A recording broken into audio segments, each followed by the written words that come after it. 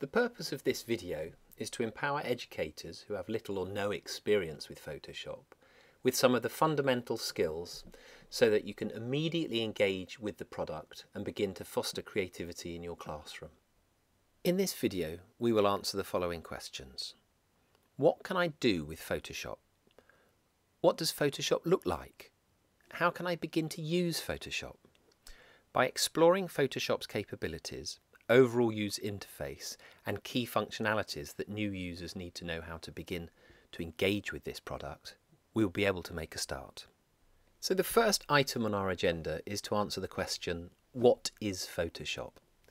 Well, Photoshop is the world's leading image editing application.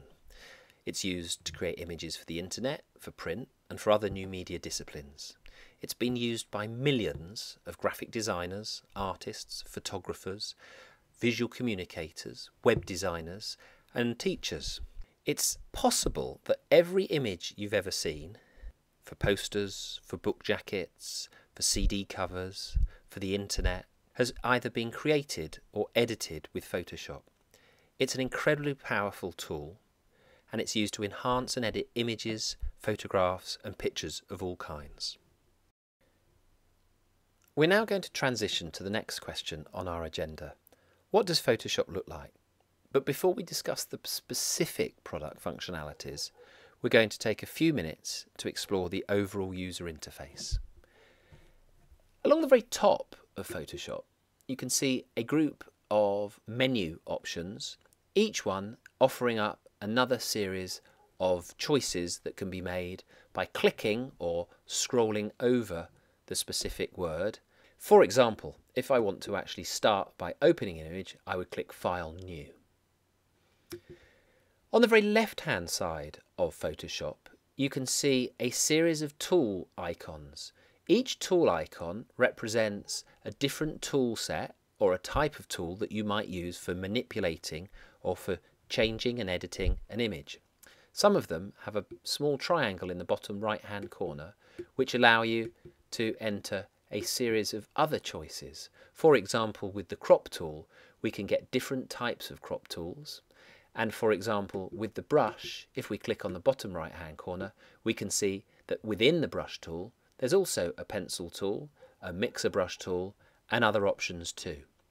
Right at the bottom, we have a series of choices for colour, and simply by clicking on the colour palette, we can see that the colour palette comes to the fore, and then we can either slide our colour changer up and down through the spectrum, choosing the amount of blue or dark blue or light blue or whatever colour you decide. You'll also notice that when you click on one of the tool options on the left hand side, the top menu is content sensitive and will bring up another series of options for you to select from. On the right hand side of the Photoshop window, you'll notice a series of boxes with words like layers, channels, adjustments, styles. We'll look at these more closely as we go along. At the very bottom of the Photoshop interface, you will find some key information. Things like the percentage size of the document. If I click as I zoom into this photograph, for example, you'll see that I've gone from about 15% to 50%. So how do I begin to use Photoshop? Let's take a little bit of a deeper look now into some of the functionality and see what we can achieve in a few minutes. So let's get started with how we begin a project. Then let's have a look at how we might save that project. We will touch on how we change colour, start editing an image, look into creating layers, and we'll end with adding some text to photographs. So the first thing that I need to do in Photoshop is learn about how to start a project. And at the moment you can see in the centre it's greyed out and there's nothing there. So the first thing I'm going to do is say File, New, or Command N if I'm using a Mac, or Control N if I'm using a PC. And for this example, I'm going to hit International Paper and choose A4, as most people in schools will be printing A4 and working off A4 documents. When I click OK, you'll see that immediately I have an A4 document where I'm ready to work. So if I want to start by using a photograph, the first thing I need to do is go File open instead of file new, which is Command O in Mac language, and if it's PC it'd be Control O. So file open, and I can choose any kind of photograph, any kind of image that's already been made. So I'm going to go in and find myself an image that I might want to use. Let's start with, let's just drop this down and find an image that I think is quite an awesome image. Here we go. So this is one of my students' works, and I can immediately see there's a photograph, it's been manipulated. If I want to zoom in and out, I can use the zoom tool. But really what I want to make sure is that I can see what I'm working on. I'm not working in a tiny capacity, I'm working in a full capacity. So just to recap on that, we went to File, Open, the dialog box came up, and then we chose the image and clicked on Open. At the bottom left hand side of the tool options we have our colour. We also, and it's the same colour, have our colour and our swatches on the top right hand panel. It's the same thing. So on the right hand side, or I guess in the middle of this dialog box, you have a sliding scale that takes you through the full spectrum of visible light and through colour, starting and ending in red. And let's just go in, let's choose a nice blue, for example. And then within that blue, on the left-hand side, you have this square of actual colour where you can choose, you can go to the top left-hand side and choose a perfect white, or the bottom right-hand side and choose a perfect black. But I'm going to just choose a nice strong blue by simply clicking in the box and saying OK. You'll notice as well that down on the left-hand side, underneath the tools now, my foreground colour has turned to blue. So let's get on and edit an image. So as we learned earlier, File, Open in order to open an image. Now I have something that isn't treated, it's directly from the camera on the desktop, and it's this image here. You can notice that it's got quite a bland name, which I'll probably never remember. So when I do save it, I'll save it as something special. So this is a picture of my classroom, some students working. In fact, it looks like this girl's texting, but we'll sort that out in a minute. So the first thing I'm going to do with every image that I treat is use what's called the crop tool. And the crop tool will allow me to really cut the edges of the picture down so that I get the maximum out of the image. On the left hand side you will find the crop tool, I think it's 1, 2, 3, 4, the fifth tool down. It's got sort of 2 right angles interceding, and as soon as I click on my photograph, I can actually choose an area that I want to crop, and if I press Command Z to undo that, I can also see this grid. I can bring in from the left hand side, the right hand side. I'm going to just intercede. I'm going to bring it up slightly so that I actually take out the very bottom part, and then I've got this big area up here which is kind of a bit of a useless area. I don't really need it, so I'm going to drop that down so that suddenly my photograph is far more full of impact and interest.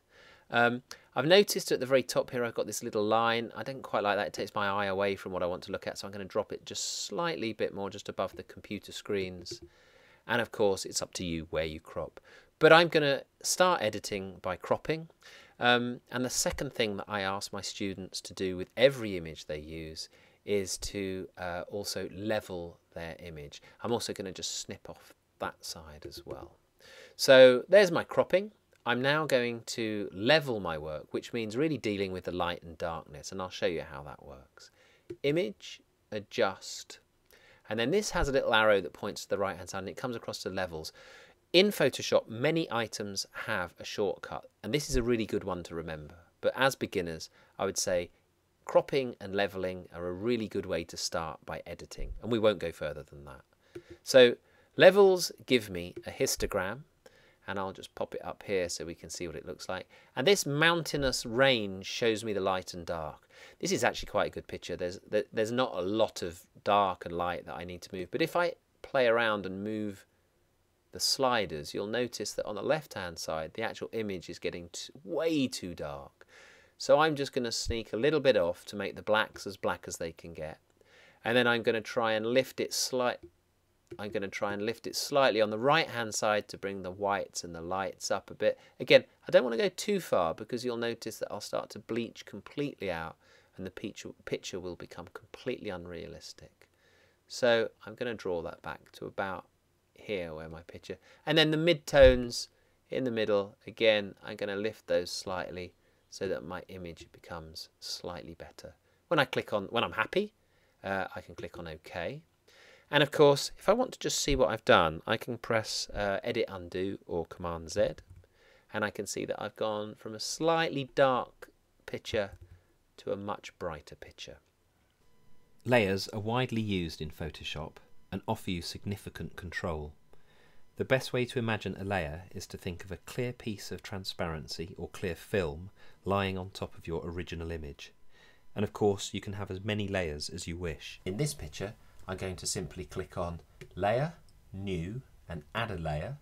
A dialog box will appear called Layer 1, and that will add. And on the right hand side, you can immediately see in the Layers panel, I have the original picture as Layer 0 and the new layer, which is Layer 1.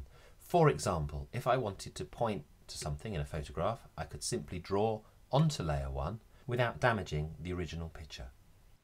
So finally, we're going to look at how we add text to images, and I'm just going to add some text to this image in order to finish today's lesson. On the left hand side in the Tools panel, you'll see a T for text. I'm going to click on the T, and you'll also see my dialog box, which of course is sensitive to the content on the left hand side. It's already chosen a font and a colour for me. I'm actually going to click down and choose my favourite font, which I'm sure everybody's favourite font is Helvetica. So I'm going to select Helvetica. I'm going to choose, make sure it's nice and big for this one, 60 points.